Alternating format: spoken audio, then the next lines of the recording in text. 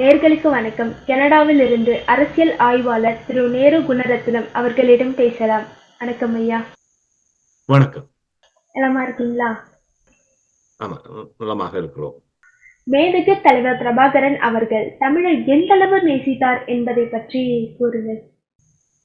அவருடைய அந்த சிந்தனை வடிவமே நிறைய வாசிக்கக்கூடிய ஒரு பண்பு அவரிடம் நீண்ட காலமாக இருந்தது. அவை பல விடயங்களை ஆழமாக தேடி அதனுடைய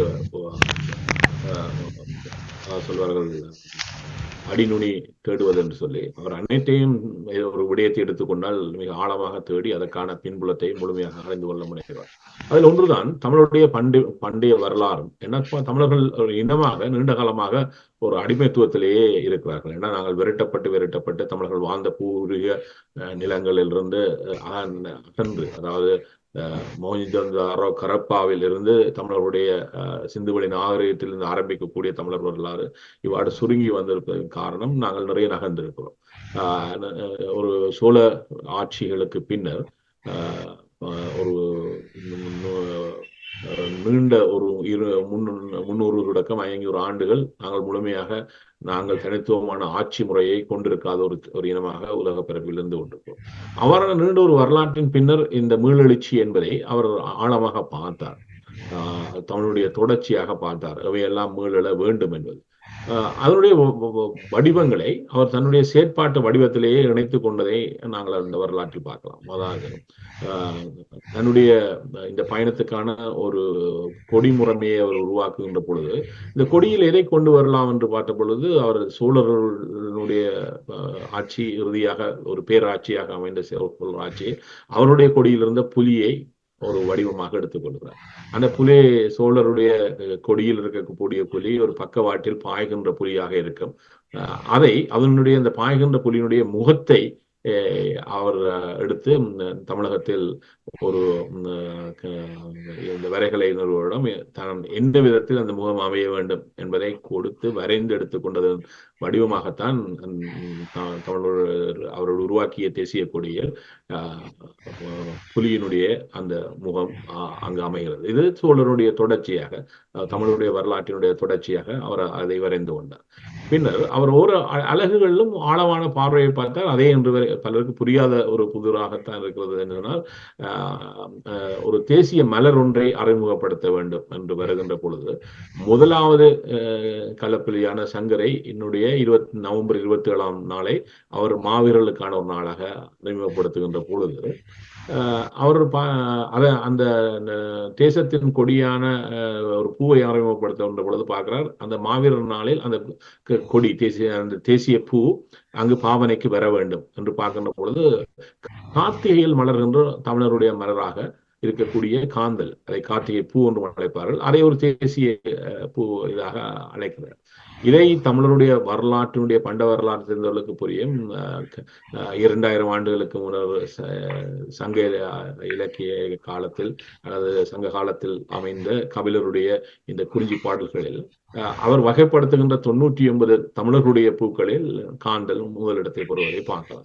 ஆகவே அங்கிருந்து இந்த காந்தலுடைய தொடர்ச்சி தமிழர்களுடைய அவர்கள் பயன்பாட்டில் இருந்த பூக்களே நீண்ட ஒரு வரலாற்றின் தொடர்ச்சியாக இருக்கக்கூடிய இந்த காந்தல் எனப்படுகின்ற கார்த்திகை பூவை தேசிய மலராக அவர் அறிவிக்கிறார். ஆகவே இந்த வடிவங்களில் எல்லாம் பார்த்தீங்கன்னு சொன்னா தமிழின் ஒரு தொடர்ச்சியை அதில் ஆழமாக இருப்பதை பார்க்கலாம். அதே போன்று தமிழுடைய மீளெழுச்சியாக, ஏன்னா நீண்ட கால தமிழ் பயன்பாட்டில் நிறைய சொல்லாடல்கள் ஏனைய மொழிகளில் குறிப்பாக சமஸ்கிருதத்தில் இருந்த தொடர்ச்சிகள் நிறையவே இணைந்து விட்டது.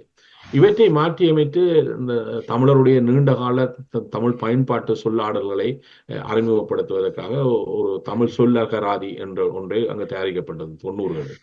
அதில் என்னென்ன தமிழ் சொற்கள் மருவி போய்விட்டன, அவனுடைய மீளெழுச்சி என்ற வகையின் தொடர்ச்சி அனைத்து வடிவங்களிலும் முன்னெடுக்கப்பட்டதை பார்க்கலாம். அதில் இப்பொழுது முன்னர் மிகவும் பரிச்சயமான ஒரு சொல்லாட தமிழர்களை பொறுத்தவரை இந்த பிரச்சாரம் என்று தேர்தல் காலங்களிலும் சரி இணைய காலங்களிலும் இதை பயன்படுத்திக் கொள்வார்.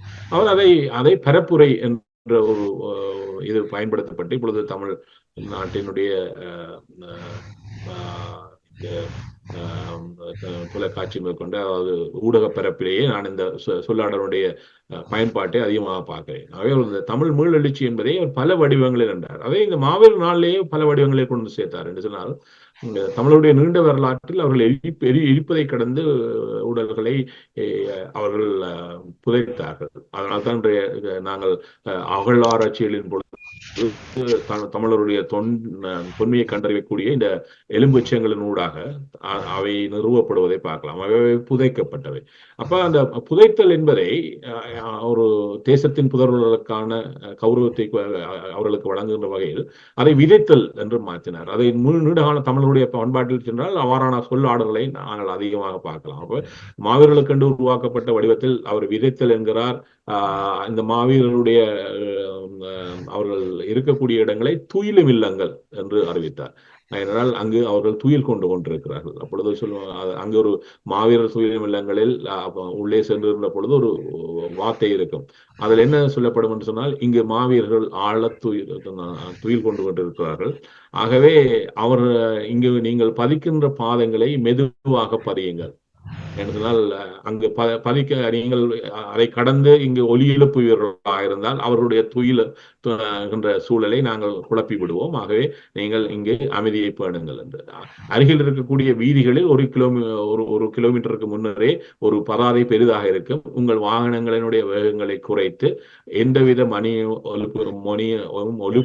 எழுப்பாமல் இந்த பகுதிகளை நீங்கள் கடந்து செல்லுங்கள் என்று சொன்னால், நீங்கள் இங்கு எழுப்பு இந்த வாகனங்களூடாக எழுப்பக்கூடிய ஓசைகள் கூட அவர்களுடைய துயிலும் சூழலை குலைத்து விடும் என்ற ரீதியில் அவே அந்த புதைத்தல் என்பதை விதைத்தல் என்றும்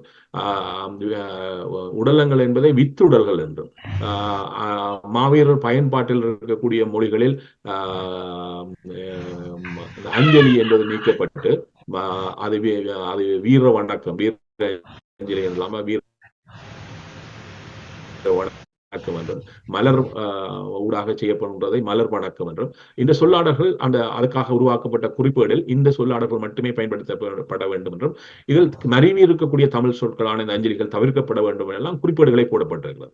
அவை அந்த தமிழ் பயன்பாடு என்பதும் அதாவது அது மொழியினுடைய பயன்பாட்டிலிருந்து ஆரம்பித்து தமிழ இந்த போராட்ட வரலாற்றில் இருக்கக்கூடிய அனைத்து விடயங்களிலும் தமிழுடைய தொன்மையினுடைய தொடர்ச்சியை பேணுகின்ற ஒரு முறைமை அனைத்து இடங்களிலும் அறிமுகமாயிருப்பதை நாங்கள் ஆழமாக பார்க்கலாம். ஆகவே இதில் சம்பந்தப்பட்டிருக்கக்கூடிய ஒருவர் இருக்கிறார். அவர் இந்த நீதித்துறைக்கு பொறுப்பானவராக இருந்தார். அவர் இதனுடைய முன்னணிய விடயமாக பார்த்து கொண்டு இதில் ஒன்று இருக்கிறது இன்னொரு விடயத்தை சொல்லலாம். அவர் எவ்வளவு தூரம் இதில் கவனம் செலுத்துவார் என்று இந்த ஊடகத்துறையாக அதாவது இன்னொரு பகுதியாக நாங்கள் பார்த்துக்கொண்டாலும் இந்த ஊடகத்துறையில் முதலாவதாக வெளிவந்ததில் ஒன்று விடுதலை புலிகள் பத்திரிகை. இந்த விடுதலை புலிகள் பத்திரிகையில் சென்னையில் அது அச்சடிக்கப்பட்டு கொண்டிருந்த காலத்தில் அதனுடைய 5வது இதழ் 84ஆம் ஆண்டு அதில் ஒரு 5 இடங்களில் பிழைகள் வந்துவிட்டது, தமிழ் பிழைகள். அப்பொழுது அவர் அழைத்து சொன்னார், இந்த தவறு வரக்கூடாது, 5 தானே என்று விட்டிருக்கலாம். அந்த பத்திரிகை வெளியில் வராமலே அவர் அதை அகற்றி விட்டார் என்று சொன்னால், இதை அனுமதித்தால் நீங்கள் அடுத்த முறை 5 பிழைகளை 6, 8 பிழைகளாக மாற்றுவீர்கள். அவை நான் இந்த முறையை தூக்கி விடுகிறேன். அவை அடுத்த முறை நீங்கள் இதற்காக இன்னும் அதிகமாக உழைப்பீர்கள் இந்த தவறுகளை களைவதற்காக. அவை இந்த தமிழ் விடயத்தில் வரக்கூடிய தவறுகள் விடயத்தில் இவ்வாறாக ஆரம்பத்திலிருந்தே அவர் கடினமாக இருந்து கொண்டார் என்று சொன்னால், மொழி மையப்படுத்தியதுதான் இந்த இனத்தினுடைய உரிமை போராட்டங்களும் சரி, அதனுடைய முன்னெடுப்புகளும் சரி. ஆகவே இந்த மொழி சிதைந்து போகுமாக இருந்தால் ஏனைய வடிவங்களும் சேர்ந்து விடும். ஆகவே மொழிக்கு எவ்வளவு தூரம் இதில் அதீத கவனம் செலுத்தப்பட வேண்டும், அது குறித்த விடயங்களில் முன்னெடுப்புகளில் ஆழமான தேடுதல் இருந்தாக வேண்டும். அந்த தேடுதலின் மையமாக இவை சுற்றிய விடயங்கள் உருவாக்கப்பட வேண்டும் என்கின்ற விடயத்தை அவர் அனைத்து வடிவங்களிலும் வலியுறுத்தி நின்றார். அதற்காக பலர் அந்த பணிகளில் ஈடுபட்டிருந்தார்கள். அது கலை பண்பாட்டுக் கழகத்தை சேர்ந்த புதுவை ரத்தினராக இருந்தார், சரி, அனைவரும் இந்த மொழி பயன்பாட்டினுடைய விடயங்களில் ஒரு ஒரு மாற்றத்தினுடைய வெளிப்பாடாக இருந்தார்கள். பல புதிய சொல்லாடல்கள் அந்த தேசம் முழுமையாக அது மாறி போயிருப்பதை நாங்கள் இந்த வரலாற்றில் ஒரு முதல் வடிவங்களாக நிறைய பார்த்துக்கொள்ளலாம். பல்வேறு தகவல்களை பரிந்துரைத்ததற்கு நன்றி. நன்றி, வணக்கம். ஹாய் வியூவர்ஸ், மசாலா விஷன் சேனலை மறக்காமல் சப்ஸ்கிரைப் பண்ணுங்கள்.